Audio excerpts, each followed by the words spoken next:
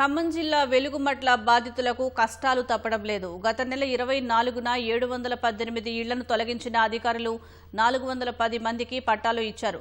ఇందులో కూడా అనర్హులకు లబ్ధి చేకూర్చాలని బాధితులు వాపోయారు. తమకు టోకెన్ నెంబర్లు కేటాయించి చివరి నిమిషంలో వేరే వాళ్ల పేరు మీద పట్టాలు ఇచ్చారని బాధితులు కన్నీటి పర్యంతమయ్యారు.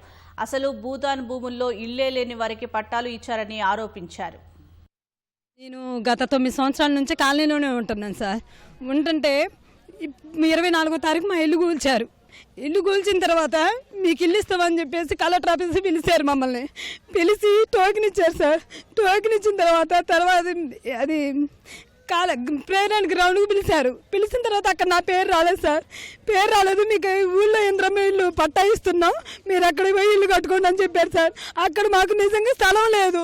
స్థలం లేకోకుండా మాకు అక్కడ ఇంద్రమ్మ ఇల్లు ఎట్టిచ్చారు సార్. చెప్పండి సార్, నాకు ఇక్కడే కావాలి. నేను ఎక్కడ భూదాన్ బోర్డులో 9 సంవత్సరాల నుంచి ఉన్నా, నాకు అక్కడే కావాలి. నా ఇల్లు కూల్చేసింది కూడా ఇక్కడే. టోకెన్ ఇచ్చారు సార్. టోకెన్ ఇచ్చిన తెల్లారే పట్టాలు ఇస్తున్నారు, పబ్లిక్ గ్రౌండ్కి రండి అన్నారు. అక్కడికి వెళ్ళినాం. అక్కడికి వెళ్ళాక ఆడ నుంచి 32వ నెంబర్ మీద వేరే వాళ్ళ పేరు ఉంది, మా పేరు లేదు సార్. అక్కడ వాళ్ళకి టోకెన్ లేదు. టోకెన్ నా దగ్గర ఉంది, పేరు వాళ్ళది వచ్చింది. కలెక్టర్ ఆఫీస్లో నా పేరు వచ్చింది.